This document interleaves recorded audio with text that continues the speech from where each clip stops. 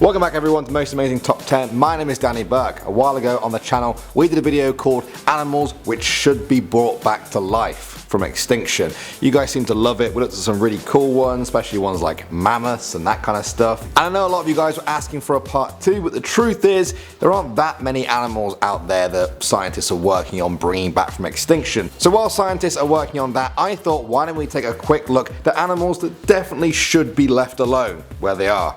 Extinct. So let's get right into our top 10 extinct animals that shouldn't be brought to life. Starting off at number 10 now, we have the Megalodon. Megalodon was the biggest shark that ever lived. They went extinct about 2.6 million years ago. Scientists think they could have grown to an insane 60 feet in length. That's about 3 times as long as the largest great white shark ever found. Here's how big they are. Before modern science identified them as a prehistoric species of shark, people used to think the Megalodon teeth they'd found were actually dragon tongues. Others said they belonged to giant serpents, or even that they were rocks that had fallen from the moon. Just think how big and scary you'd have to be for people to think that your teeth belong to dragons or outer space. It used to feed on prehistoric whales, and unlike modern sharks, which go for the soft underbelly of their prey, Megalodon just went for the whole thing. They would bite down on the whale's chest with some 41,000 pounds of force, the strongest ever recorded, and simply crush the whale's chest cavity and organs. They didn't stand a chance, and unless you're an even bigger whale watching this video, you probably wouldn't either.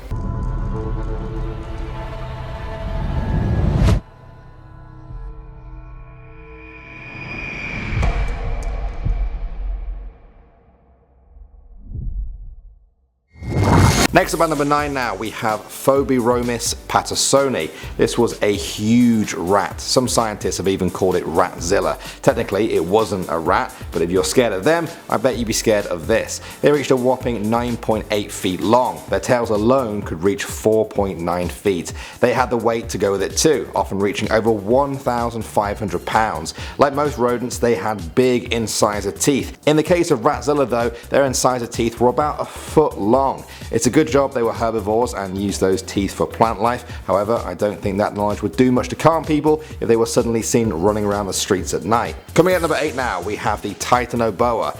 Everyone with a phobia of snakes, please look away now. This was a massive snake, thought to actually be the largest that's ever lived. Its name literally means Titanic boa. It lived around 60 million years ago. The largest individuals reached up to 42 feet in length and weighed over 2,500 pounds. That's well over a ton for a snake.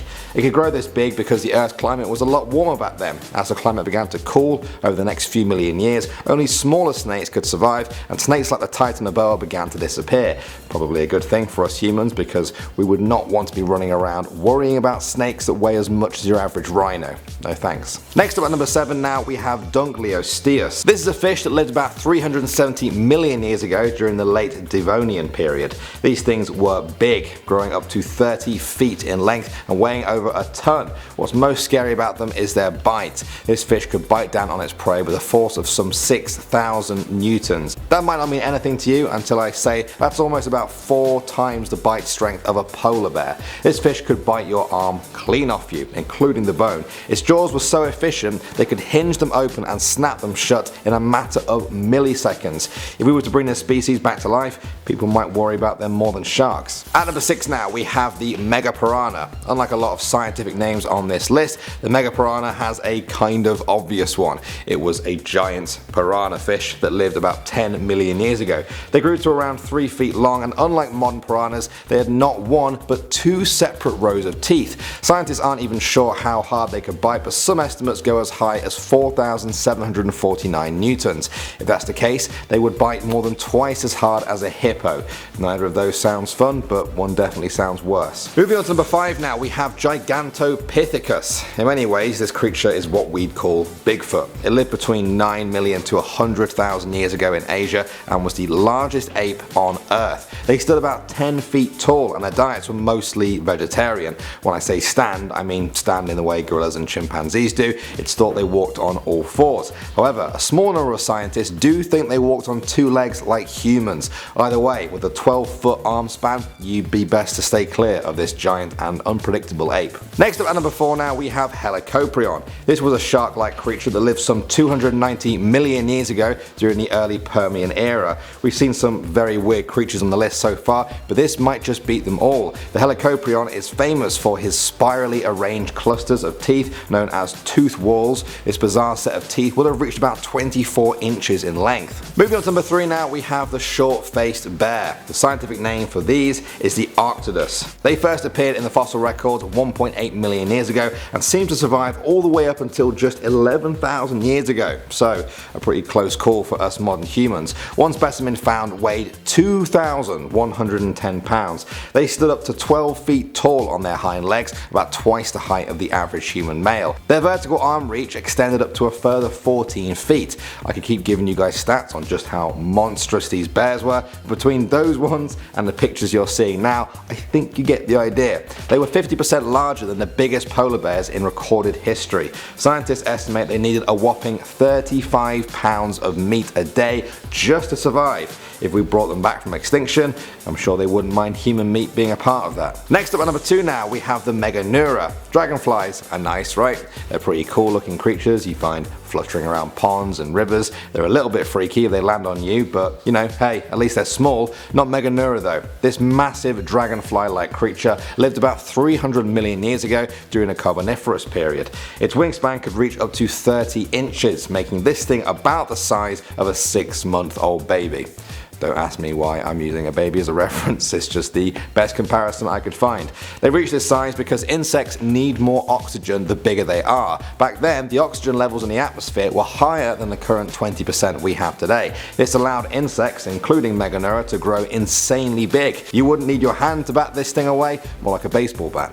And finally at number 1 now, we have Deinosuchus. This is an extinct relation of the modern alligator that lived some 80 to 73 million years ago. That means it was alive at the same time as T-Rex. In fact, it's thought these two actually fought it out back then. They are thought to have been up to 33 feet in length and have weighed as much as 5 tons. It looks like the T-Rex might not have been much of a match for this oversized alligator. There have actually been T-Rex fossils found with massive Deinosuchus bites found in them. Perhaps they were just defending their territories from T-Rexes, or perhaps they saw them as food. Either way, they definitely were not scared of T-Rexes, and so they definitely wouldn't be scared of us. I get the feeling if we brought them back from extinction, that might be where we're heading next. I'm just kidding, of course. Humans would probably be fine. This whole video was just a fun thought experiment, and I hope you guys enjoyed it. Now it's time to go over some of your comments. Today we're looking at ones from Top 10 Scary Rooms That Should Have Stayed Secret Part 2. The first comment comes from Investing Hustler, who says, I would actually love to visit these places. Really? Really? Did you watch the video? Some of those places sounded horrific. The first one was literally just a dingy dark room with a dead cat and demonic message written on the wall. Why would you ever want to visit a place like that? Unless you're one of the ones who leaves those messages behind. Banter in the Fast Lane said, an hour and not a single dislike yet. Never seen that on YouTube before. Do not say that. As soon as you say that, someone will see it and they will then dislike the video. Not even because they dislike it themselves, but just because they want to be special. They want to be that one person who will dislike the video. So next time you see that, just keep quiet. Maybe smile at the screen and nod. Nothing more though. Wafflebot says, lol, Barry Benson got a new job as a host.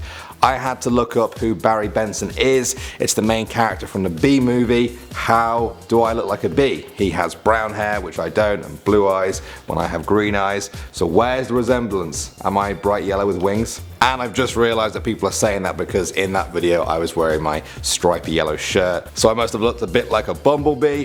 Well, that's relief. I was worried I was turning yellow and growing wings. Alright, that's the end of the video guys. If you want us to respond to your comments in the next video, then make sure you leave an interesting comment or question in the comment section on this video, and we will do our best to read them out. Thanks for watching as always guys. My name is Danny Burke, and I will see you all in the next video.